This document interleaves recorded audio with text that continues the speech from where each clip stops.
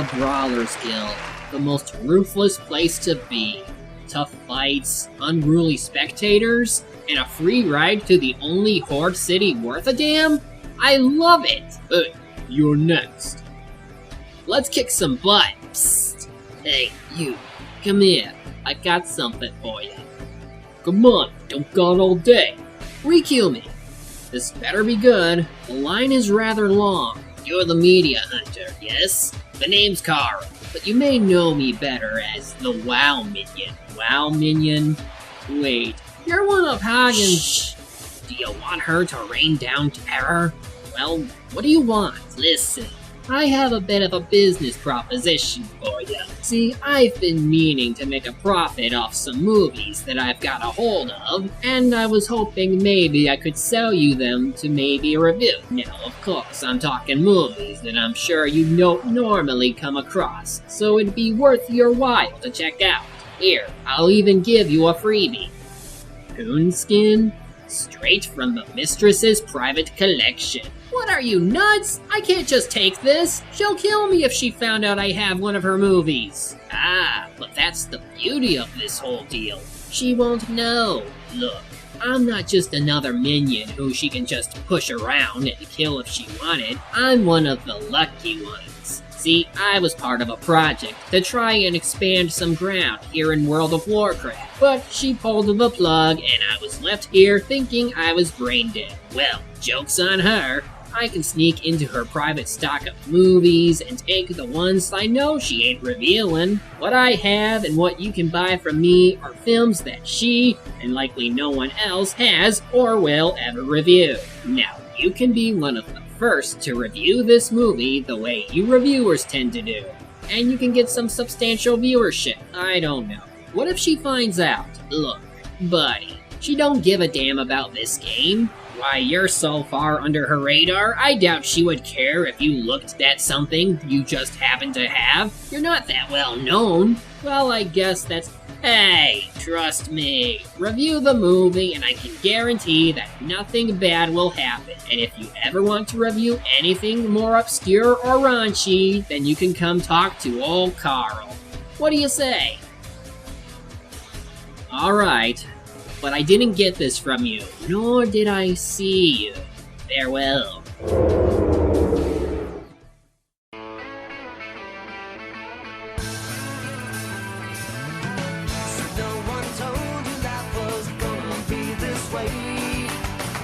Job's a joke, you broke. Your love life's the away.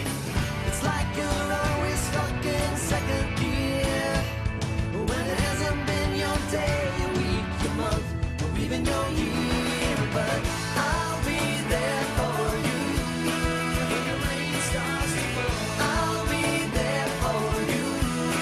Like I've been there before. I'll be there for you.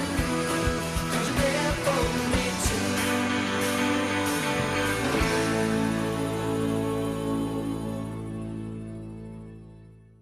Can't believe I'm doing this. Okay.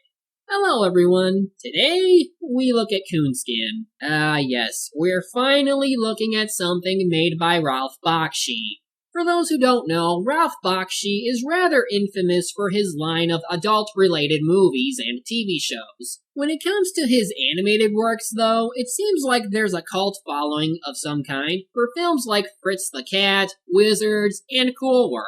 In that despite them being bad or not, they seem to fascinate fans almost as much as the unique style of animation that Ralph utilizes. As for Coonskin, well, given its content, we're bound to be hit by so much racism and propaganda that's inspired by the times it was created in. And even though Ralph considers this to be his best film, can we really say that for sure? Let's find out. I mean, if the hardcore kid can survive Fritz the Cat, how bad can this one be? Fuck you. Well, that about sums it up. Stay tuned next time for when we take a look at... Yeah, I know. Well, that's one way of getting your attention. Have the movie tell you off and then tell some suicide fact while dropping the N-word. We're not even a minute in and they're already dropping it. I just can't imagine what the rest of the film will be like. Anyway, we cut to a preacher man, played by the late Charles Gordon, giving his best Samuel L. Jackson impersonation while talking to God. I love you, Lord, as I kneel, and I wheel and deal. I love you, Lord. But does you love me? I see you, Lord. Help me get through, because I have helped you. And you will know my name is the Lord when I lay my vengeance upon thee. He's joined by his friend Samson, played by the late Barry White, who plan to bust out their friend Randy out of prison, and he's played by Philip Michael Thomas. They get into a little gunfight with a cop, leaving their fate unknown for a while. As for Randy, we see that he and a guy named Pappy, and while waiting for the two to show up, Pappy tells a story about 3 guys he knew, who are basically the 3 characters I just introduced. Oh, and they all have the same voices too. You can probably figure out that one by yourself, but anyway, who are they? That was Brother Rabbit. As smart as you are, he was. And as mean as you is, he is. Brother Bear. As big as he was, that's how strong he was. Major Fox. As wild as he was, that's how wild he was. You were high while watching Looney Tunes, weren't you? Song in the South, actually. Anyway, we learned that Fox took care of Rabbit and Bear ever since their parents died. This is about the closest we get to really caring for the 3, since they show that they care for each other and are pretty loyal. But now as they go to get their money for having their old home sold to become a pleasure house, they find out that the guy who bought the place left them with the sheriff's daughter. Now, in this one scene alone, can you guess some of the problems I have with this movie? Howdy, boys. Who do I pay around here for my pleasure? Well, it's on the house, sir. Much obliged, boy.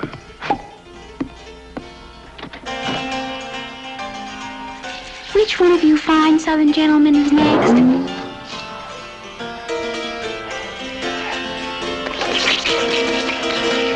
Marigold. Daddy?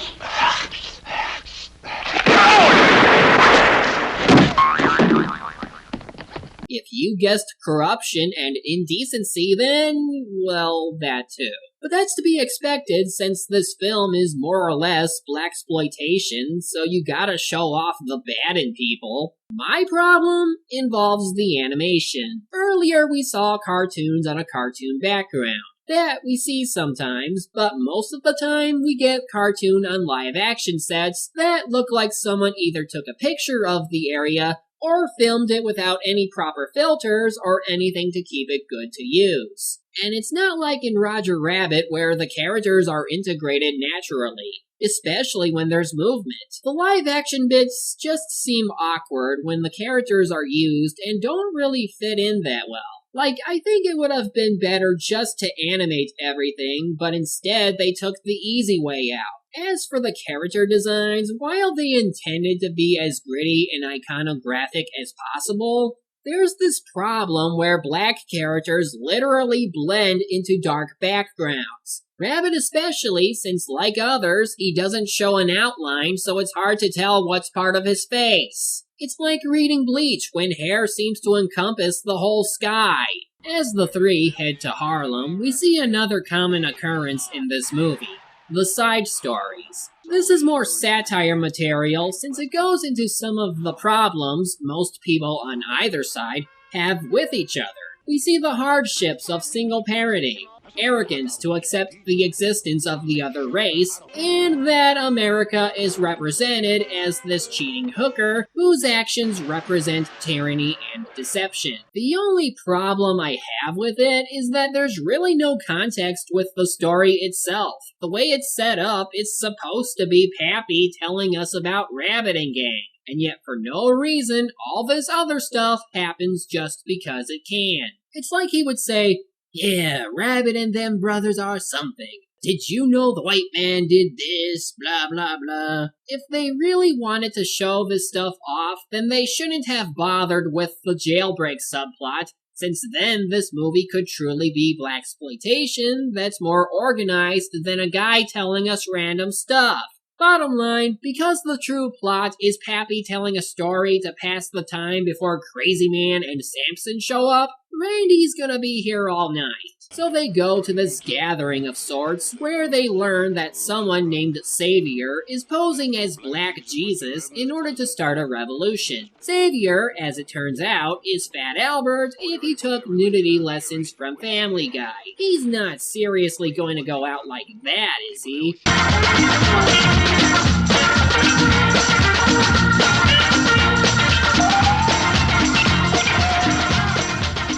You all black. Screw it, play the song. And I'm gonna sing a song for you. And we're gonna show you a thing or two. You'll have some fun now with me and all the gang. Learning from each other while we do our thing. Sing it! Na, na, na, gonna have a good time. Hey, hey, hey. Na, na, na, gonna have a good time. Hey, hey, hey. Na, na, na, gonna have a good time. Hey, hey, hey. Rabbit isn't fooled by this scam and not only takes the money, but gets the people to realize, oh right, what revolution, and manage to slip away. After another scene with Miss America, though this time it's more like a cutaway gag since Rabbit mentioned it, they end up at a bar where they discuss their next course of action. What is we doing in Reverend Simple Savior's Club after what's happened at the church tonight? You understand what I mean? Yeah, well, I'm not sure, Fox. But something sure gonna happen. Damn, Rabbit. I wish all this talking and screaming about revolution would stop. I'm tired of trying to segregate, integrate, and masturbate anymore. HK Duke, take Look, it down. listen, the longer we wait, the longer we gonna end up like Malcolm and King did. Yeah, I'll drink the So I guess this means you'll be going for a more peaceful route without the violence? Nope. Well, Fox takes this one girl they save away and isn't seen again until later in the movie. Bear takes on most of the guys in the club, while Rabbit ends up getting captured and taken to Savior, who's really working for a white guy. So is the revolution thing a lie after all, or are they just using each other? Either way, Rabbit uses what his character would do in Uncle Remus, since these guys are total idiots. But don't let my poor body fling through that open window and slap down hard on the concrete below. I'm begging you, don't throw me out that window. 'Cause I was born and raised in a garbage can. Yeah, ain't he a stinker? And with that, this subplot is finished. And with it, another plot begins. Now Rabbit wants to take over the crime organization, but to ensure the trust of his new followers, he has to take out their enemies or else they take him out. First target is a racist, homophobe cop named Madigan. Oh yeah, I almost forgot. They address homosexuality in this movie, and much like everything else, it's as offensive as you can expect. All of them sound alike, act alike, and get treated like crap a lot. Anyway, the reason Madigan is after Rabbit now is because he keeps getting his payoffs for all the cocaine that's being sold. But this leads to a trap where he suffers the ultimate act of humiliation. First, he gets distracted by boobs, drinks a spiked drink, where he gets taken to this guy who gives him sex? And then they inject him with something before turning him into the black-faced version of Bob from Fairy Tale. He ends up going insane as he thinks people are mocking him and monsters that are trying to kill him. Yeah, this film is on acid. Jesus Christ! Oh, God damn! Fucking black! Okay, what's with the audio? I didn't mention this sooner, but most of the time it seems like the lines are dubbed in as if they screwed up or needed to do another take. Kinda like me sometimes, but on the silver screen. Anyway, after killing Cop Bakshi, he in turn gets killed. In overkill fashion, like seriously, why waste bullets like that? And thus ends his reign of corruption. Only one target remains, and that's the Godfather. I wish. No, this is the Godfather. They think you're too old to run New York. And they say that because of the Godfather ain't been able to stop at a black rabbit uptown, they think you're slipping. Bullshit. No. What the hell happened to you? My god, he is ugly. But not even that. He's got a headless black guy for a minion, demonic flies, and one faceless human fly. And then for sons, he's got a clown child named Mario, 4 gay guys, and one guy named Sonny, who looks like an Italian Gomez. And what's with the stock footage here? They're supposed to be in the subway, and yet we get footage of a steel factory. Since when have the two been in the same location? I'm so confused. Sonny Boychik, the Godfathers decided have on you to shoot the rabbit. Me? All these other brothers, why me? Yes, one-shot old man we never see again. Why him? Heck, you'd think with the way this movie treats all the gay people, you would think one of them would go first, just to get them out of the way. Well, anyway, he disguises himself as Uncle Remus clone number 3 and attempts to shoot Rabbit with a banjo gun. Because if there's anything deadlier than a guitar gun, it's a banjo gun. He only manages to mortally wound Bear as Rabbit starts shooting Sonny as he's trying to ram into him. And then...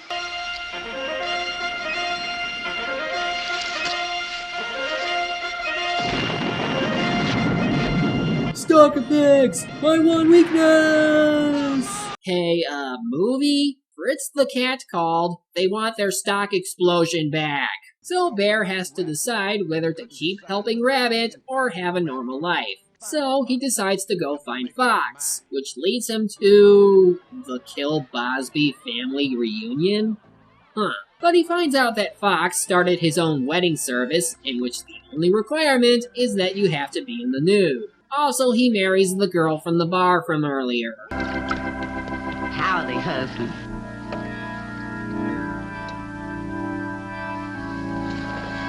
So, is this considered bestiality, or because they're considered people, then get it away from me! Anyway, the Godfather wants Fox to get Rabbit to see him, so that he can later kill him, but Fox suggests getting Bear to bring Rabbit to him because it would be easier. For now, the wife gets the Godfather to dance, which leads to more trippy stock footage, before she decides to try and murder him because... he's been trying to kill their sons, but this leads to the strangest death scene in the movie.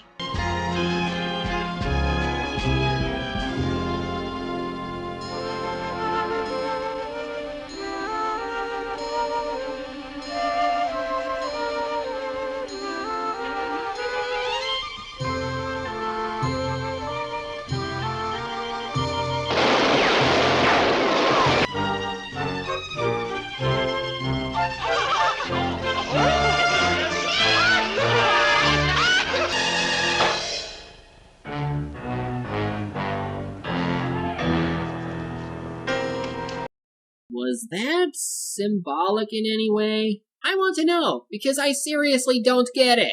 So now Fox has Bear and Pearl, that's her name, go to this party to meet with Mario about some business. What's come over you, Fox? Let's party elsewhere, goddamn. Fox your friend, right? Yeah, so what? Well, sugar, Fox has been taking care of us a long time, and it's only right that if and he wants to party here, we can't be jive-assing him elsewhere. Relax, sugar. The music? Well, it's not bad. The booze looks good. Come on, baby. Just with me tonight. Okay, let's dance. Wow, that blue screen effect looks bad. Even worse, I think this is their attempt of showing racial tolerance. You know, it was really nice to meet you. You really look terrific, doesn't she? And, you know, not only do you look terrific, but you dance terrifically. I mean, Herbert thinks you dance terrifically, but... Yes, you dance terrifically. He's too embarrassed. Well, you know, the funny thing is that we've always talked about having black people. Yes, in the it's club. finally, it's very nice to have... But I mean, now that you're really Black here and people in everything, the it's just club. incredible, isn't it? I mean, tell her. Yes, it's incredible. It's so great, and the things you're wearing and everything and all the colors. I mean, we always have to wear the same old things with Yeah, our time after parents and time, everything it's like the same that. old thing. And we always complain about how we'd like to be different, but you guys really do it, you know? I mean, don't they? No, they've done it. It's hard for me to really take it seriously when you know it's real people talking to a cartoon, and when the movie is supposed to be going all about the racism and crap, it's like, are they for real? Bear is offered the chance to take up boxing for the Mafia, which he reluctantly accepts since Pearl sways him into doing it. And apparently he ends up winning the World Championship. And the one to break it to Rabbit is Miss America. And all this just to make Rabbit feel betrayed and face him? Or is it because he's more successful than Rabbit after coming out of the gutter? Up from the ghetto and shit like that? Hey, you can't let Bear get away with that. What are you gonna do about it? Tell him how you want to fight the bear. Who's your fighter, Rabbit? Hey, Rabbit Dick, Bear won that big fight, all right, but we know the Mafia is the real winner tonight. We need a championship fight with Bear for every through. Say, Rabbit, if you're hip with the big winning plan, listen to this, listen to this, listen to this advice from your ace boom man. Now you're just doing whatever the hell you want. Can't you just have a regular conversation? Well, that would be kind of boring in this case, so go ahead. This is the man. Tell that mother I can whoop anybody in the world. You know I don't do no drinking, I don't do no smoking. That means I'm gonna come out pecking and poking. Well, he's got a plan. So during the match, we see that he's replaced himself with a tar baby, or other rabbit as it looks like, which fools the Mafia family into thinking it's really him, and they end up attacking it relentlessly.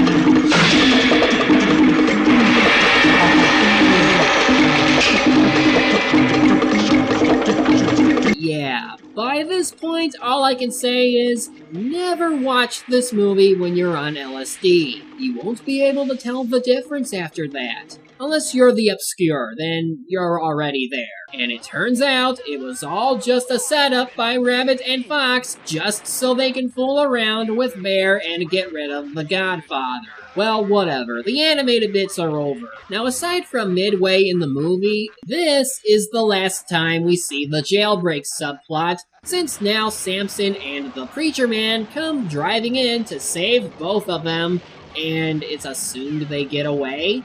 I mean, the last thing we see is the Preacher Man taking someone's son to see them? I don't get it, but I do know this. The prison they were at would later be burned down for real, not long after shooting. And really, that's the movie, and to be honest, I kinda liked it. I mean, it's nothing I would see again, not like Meet the Feebles anyway, since this is way too raunchy, gritty, and controversial for me to really watch a second time, but it was still an interesting experience. The main three are interesting in their own right, Bear for his journey of self-discovery, Fox for his over-the-top performance and antics, and Rabbit for being a badass with funny lines here and there. They made the story more watchable, since otherwise the only thing that kept me going was the visuals. I mean, admittingly, the animation isn't the best in the world. I get the style they were going for, but I just can't get behind the live-action bits they set everything in. It just doesn't blend in that well. As for the scenes involving blaxploitation, or whatever else they can fit in, It was interesting to see what kind of mindset the writers, or perhaps the people in the footage, had at the time of making it. While obviously exaggerated, this is stuff that happens even now. It's not as bad as it's been decades ago, but it still exists. And that's a strong point for the movie. It's hardly aged a bit, and it holds true to the worst aspects of racism and prejudice. Definitely check this movie out if you're interested in seeing Ralph Bakshi at his best, or just for everything else. Wow, I went through the whole movie without Hagen showing up. I really am under her radar. Hey Carl, I think I might fancy another movie. Uh-oh. I'm the media hunter, and I gotta go.